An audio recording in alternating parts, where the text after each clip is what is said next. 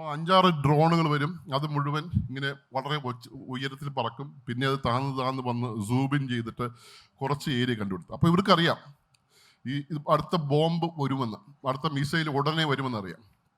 അപ്പോൾ പറ്റുന്നിടത്തെല്ലാം ആൾക്കാർ ഓടും. ആ ഭാഗത്ത് ഇത് കാണുന്നിടത്തുനിന്നൊക്കെ ആൾക്കാർ ഓടും. എത്ര ഓടാനാ?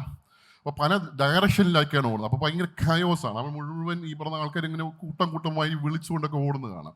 പക്ഷേ അവിടെ ഓടാൻ പറ്റാത്തൊരു, അതായത് സ്ത്രീകളും കുട്ടികളും, ഇവർ 9 കുഞ്ഞുങ്ങൾ 10 കുഞ്ഞുങ്ങളും ഒക്കെ ആയിരിക്കുന്ന ഈ കൊച്ചു കുഞ്ഞുങ്ങളെ കൊണ്ട്, പ്രസവിച്ച കുഞ്ഞുങ്ങൾ, ഇവരെ കൊണ്ട് എവിടെ പോകാനാ? അവർക്ക് ഒരിടത്തും പോകാൻ പറ്റില്ല. ഇങ്ങനെ എന്തെങ്കിലുമൊക്കെ നടക്കാനൊക്കെ ഒരു തയ്യാറെടുപ്പൊക്കെ നടക്കുമ്പോഴേക്കും മിസൈൽ വന്നിട്ടുണ്ടാവും. അതോടുകൂടി ആ കെട്ടിടം അങ്ങ് പൊളിഞ്ഞ് ഒരു 4-5 കെട്ടിടമൊക്കെ മുഴുവൻ പൊളിഞ്ഞ് നാശമായി കിടക്കും. അപ്പോൾ ആരും പോകത്തില്ല പിന്നെ.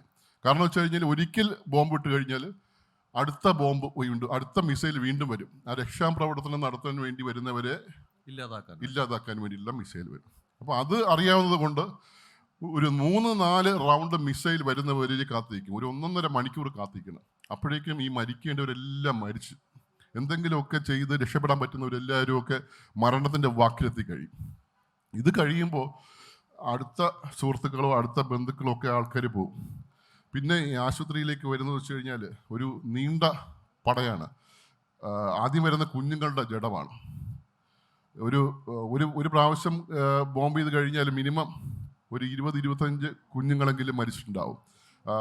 തലയിൽ ഈ പറഞ്ഞ ഈ ബ്ലാസ്റ്റ് എന്ന് വെച്ച് കഴിഞ്ഞാൽ ഈ ചീളികൾ തെറിച്ച് പോയിട്ട് തോന്നിയെടുത്താണ് കയറുന്നത്. തലയ്ക്കകത്ത് കയറി പുറത്തോട്ട് വന്ന് ബ്രെയിനൊക്കെ പുറത്ത് വരുന്നത്, ലങ്സ് മുഴുവൻ ഇഞ്ചേർഡ് ആവുന്നത്, വയറ്റിലെ കുടൽമാല മുഴുവൻ പുറത്ത് വരുന്നത്, അങ്ങനെ പല രീതി കൈയും കാലും മുഴുവൻ അറ്റുപോകുന്ന കുഞ്ഞുങ്ങൾ, എല്ലാ കുഞ്ഞുങ്ങളാണ് ആദ്യം വരുന്നത്. ഇവരെ പുറകെ അലമുറയിട്ട് വരുന്ന അമ്മമാരുണ്ടാവും. സഹിക്കാൻ പറ്റാത്ത കാഴ്ചയാണ്. പിന്നെ മുതിർന്നവർ വരും. അങ്ങനെ മുതിർന്നവർ വന്നിട്ട് അതിനകത്ത് ഓപ്പറേഷൻ ചെയ്യാൻ പറ്റുന്നവരെല്ലാം നമ്മൾ ഏറ്റവും കൂടുതൽ വേണ്ടി വരുന്ന ലാപ്രോട്ടം, വയറ് ഉണ്ടാകുന്ന പ്രശ്നമാണ് ഏറ്റവും കൂടുതൽ ഉണ്ടാകുന്നത്, ഈ ബ്ലീഡ് ചെയ്തിട്ട്. പക്ഷേ ഈ 1.5 മണിക്കൂർ താമസിച്ചുകൊണ്ട് തന്നെ ബ്ലീഡ് ചെയ്ത് മിക്കവാറും ഒക്കെ മരണത്തിൻ്റെ വക്കിലെത്തിയിട്ടുണ്ടാവും. ഓൺ ദ ടേബിൾ ഡെത്ത് വളരെ കോമൺ ആണ്. ഇതാണ് ആ എമർജൻസി, അൽ-അക്സ ഹോസ്പിറ്റലിലെ എമർജൻസി വിഭാഗം എന്ന് പറയുന്നത്. നമ്മൾ താമസിച്ച മുറിയാണ്.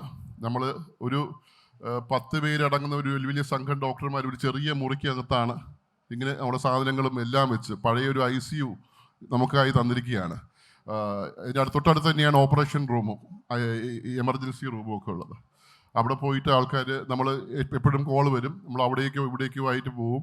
ഇടയ്ക്ക് കിട്ടുന്ന സമയത്ത് ഉറങ്ങും. ബാക്കിയുള്ള സമയത്ത് ഒരു നേരത്തെ നമ്മുടെ ആർക്കും ഭക്ഷണമൊന്നുമില്ല.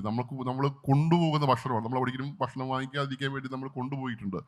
അതുകൊണ്ട് തന്നെ അത് സൂക്ഷിച്ച് ഉപയോഗിച്ചിട്ട് ഒരു നേരത്തെ ഭക്ഷണം കഴിച്ച് നമ്മൾ ജീവിക്കും. വെള്ളം അത്യാവശ്യം കുടിച്ച് ജീവിക്കും.